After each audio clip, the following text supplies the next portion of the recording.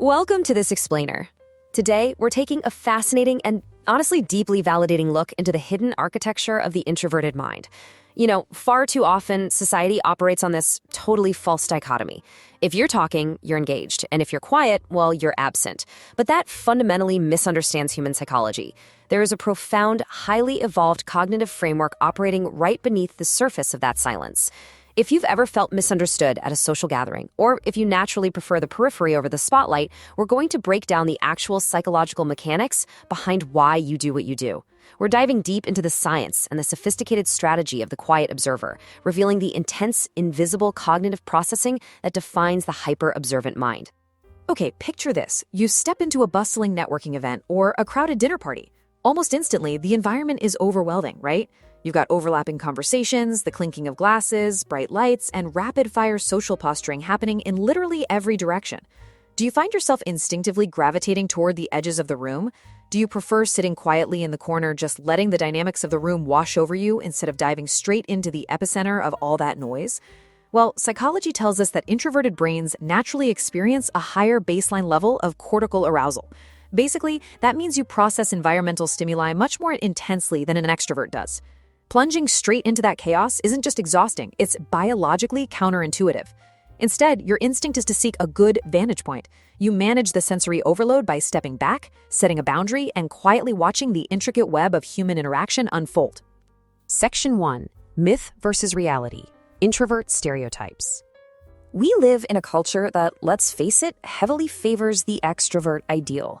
Society tends to view silence as a void that just has to be filled, and that leads to a deeply ingrained, completely inaccurate antisocial stereotype.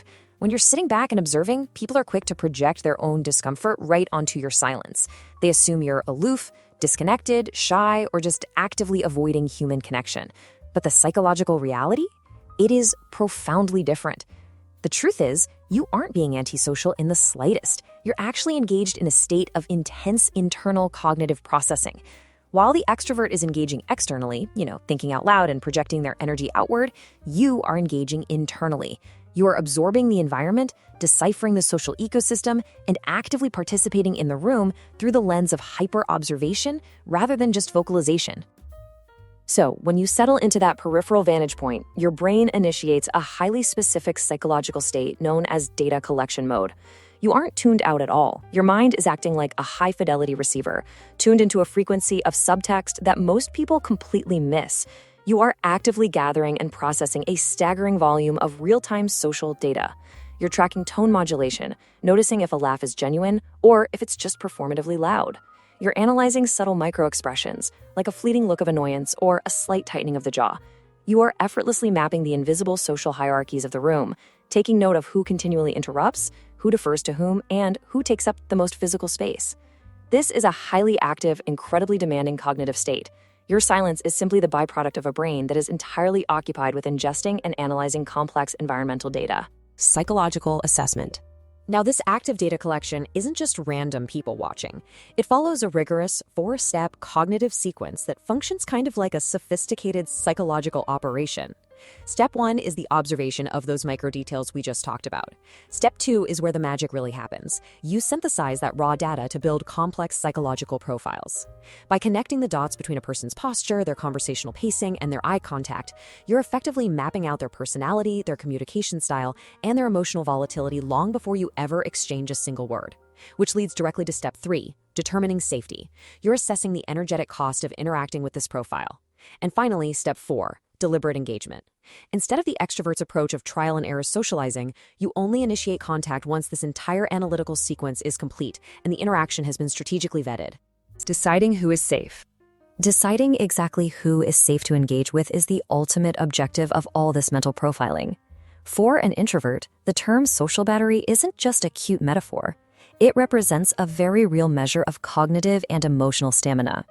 Because you process interactions so deeply, socializing requires a massive expenditure of energy. You literally cannot afford to drain this precious social capital on unpredictable, domineering, or superficial interactions.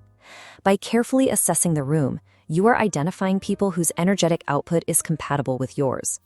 You are looking for the safe harbors, the individuals who demonstrate empathy, who allow for natural pauses in dialogue, and who don't demand a constant performative reaction from you.